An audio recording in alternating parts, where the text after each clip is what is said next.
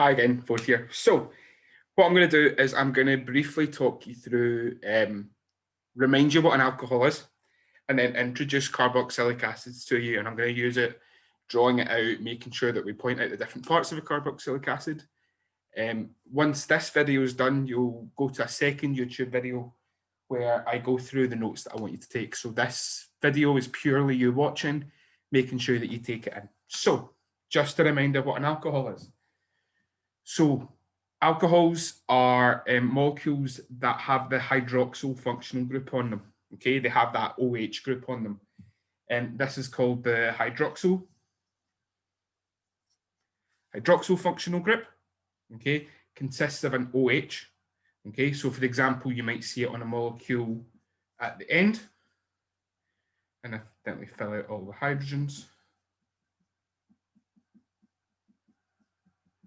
Okay, on this hydrogen here. You may also see it in the middle of a molecule.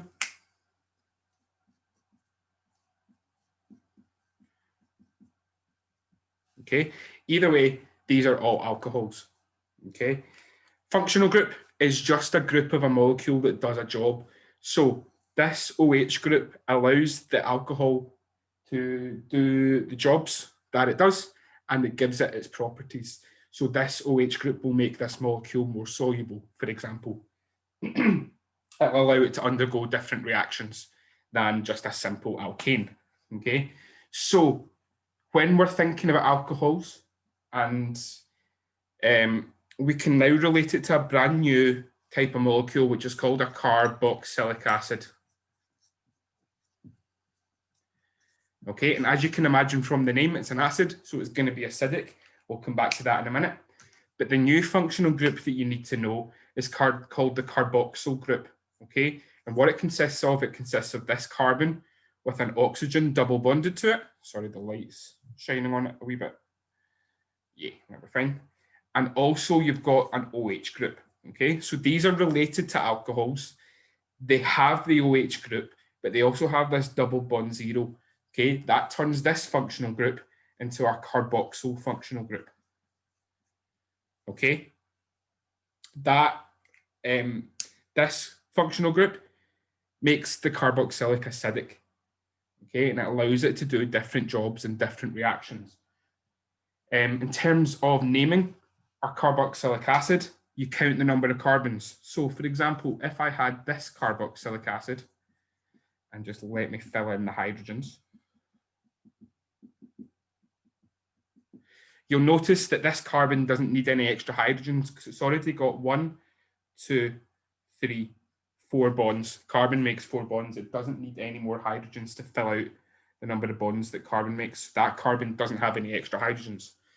There are 1, 2, 3 carbons on this molecule.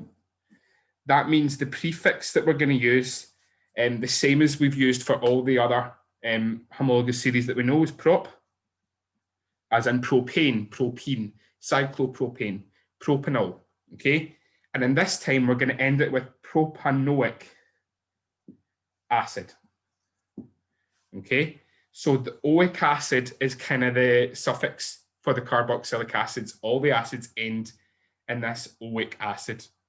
So for example, if we had a carboxylic acid that had 2 carbons in it, well, the ending is oic acid. We know this, okay? The prefix for 2 carbons is ethane.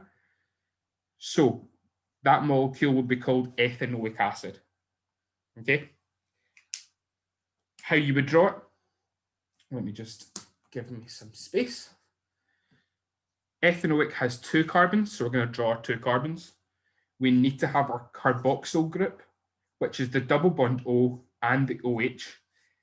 If you want to put the bonds between O and the H, that is absolutely fine. You can. You just need to make sure that the 2 bonds are going to the oxygen. For example, this would be wrong because it's the hydrogen only makes 1 bond, but in this case, you've got it going, having a bond to the carbon and a bond to the oxygen. Okay. If you did it with the bond and you did that, you need to make sure it's very, very clear that that bond is going to the oxygen, okay? So just be careful of that when you're drawing out carboxylic acids. Yeah, so then we just fill out our hydrogens with the other carbons in the molecule. That doesn't even look like a hydrogen. And that is us done drawing that molecule ethanoic acid. Okay. A couple more things to go over before we get to why it's called an acid. General formula. Okay. We would write this out to be CN H2N plus 1 and COOH. Okay, just move that so you can see it properly. So you've got your carbon with your 2N plus 1 hydrogens, and then you've got this group, which I like to call it as the CO group. It's the carboxyl group, so that's that part of the molecule. Okay, if you see this and you think, right, okay, so let's go for CN, no, C2, H, well, 2 times 2 is 4 plus 1, 5, and the CO group. What is the name of that? You might be tempted to think that's ethanoic acid. However, remember you've got this carbon here as well, which you need to count. So that would actually be propanoic acid because it's got 2 carbons plus the 1 there, giving you 3 carbons. Okay, so that is the general formula of the carboxylic acids. Okay, and the last thing that we need to talk about is the fact that it is an acid. Because it's an acid, it can undergo neutralization reactions. Okay, so if we have, for example, propanoic acid,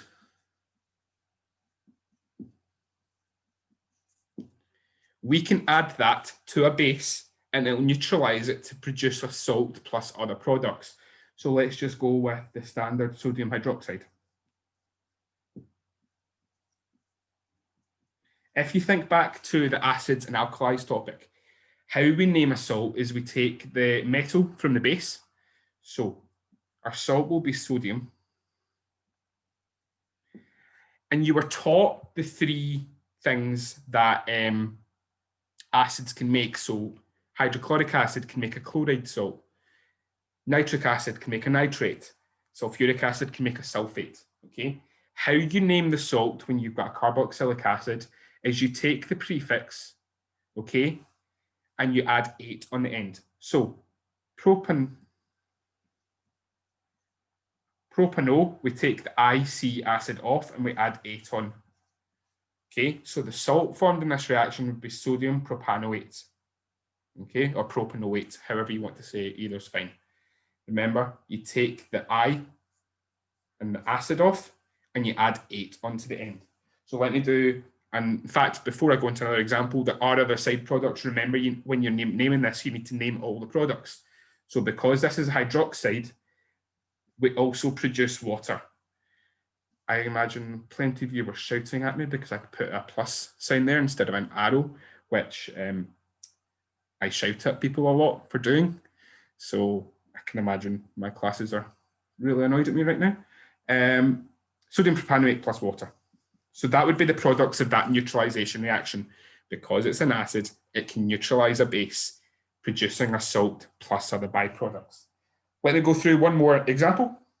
If I can find where I've just put my razor, I'll use my hand, it's fine. So let's go for a pentanoic acid, and let's add it to a calcium carbonate. Okay, so pentanoic acid plus calcium carbonate. Okay, we'll do our arrow for our word equation. Okay, let's go through how to name the salt. So the salt metal comes first, so that's calcium. And remember, when you're naming it, you take off the IC acid and add 8 onto the end. So the name of that will be calcium pentanoate. You can't see that, than TaO8. Okay, because this is a carbonate, water is produced and also carbon dioxide. Okay, so when we're looking at carboxylic acids, it's really good to remember the acids and bases topic, because that all applies to carboxylic acids, and we're starting to see places where different topics are starting to overlap. So what you're going to do is you're going to finish this video and go to the notes video, where I will go through the PowerPoint of notes that I want you to physically write down, explaining things, and then you can carry on with the tasks.